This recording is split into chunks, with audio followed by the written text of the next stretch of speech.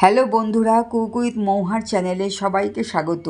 আজকে আমি একটা নিরামিষ রেসিপি তোমাদের কাছে শেয়ার করতে চলেছি, যার নাম সবজি পনির। তাহলে শুরু করা যাক।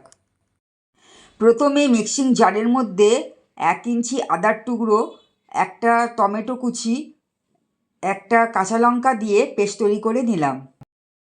এবার কড়াইতে সাদা তেলের মধ্যে পনিরের টুকরোগুলো হালকা করে ভেজে তুলে নিলাম। ওই তেলের মধ্যে একটা তেজপাতা, অল্প জয়িত্রী, 2টো ছোটো এলাচ, একটা দারচিনি ফোড়ন দিলাম।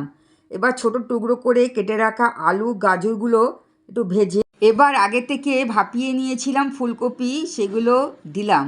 দিয়ে ভালো করে আলু আর গাজরের সাথে একটু ভেজে নিলাম। ভাজা হয়ে গেছে। এবার টমেটো আর আদা বাটাটা এর মধ্যে দিয়ে একটু কষিয়ে নেব। এরই মধ্যে মিক্সিং জারেতে 5-6টা কাজু বাদাম, 1 মুঠো চারমগজ আর 1 চামচ পোস্ত দিয়ে একটা পেস্ট তৈরি করে নিলাম। সবজিগুলো কষিয়ে নিয়েছি।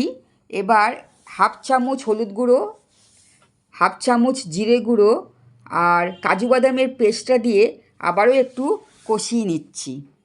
এবার 1 চামচ কাশ্মীরি লঙ্কা গুঁড়ো দিলাম।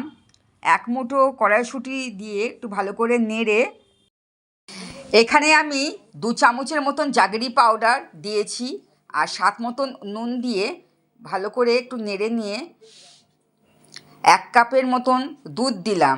এবার ভাজা পনিরগুলো দিয়ে ফুটতে দেবো 2 মিনিটের মতন। 2 মিনিটের পর এখানে আমি 1/2 চামচের মতন শাহি গরম মশলা গুঁড়ো দিয়ে একটু নেড়ে গ্যাসটা বন্ধ করে দিলাম। নিরামিষ দিনে এই রেসিপিটা তোমরা বাড়িতে ট্রাই করতে পারো। আমার এই রেসিপিটা যদি তোমাদের ভালো লাগে তাহলে লাইক, শেয়ার, সাবস্ক্রাইব করতে ভুলো না। পরবর্তী রেসিপিতে আবার দেখা হবে। টাটা।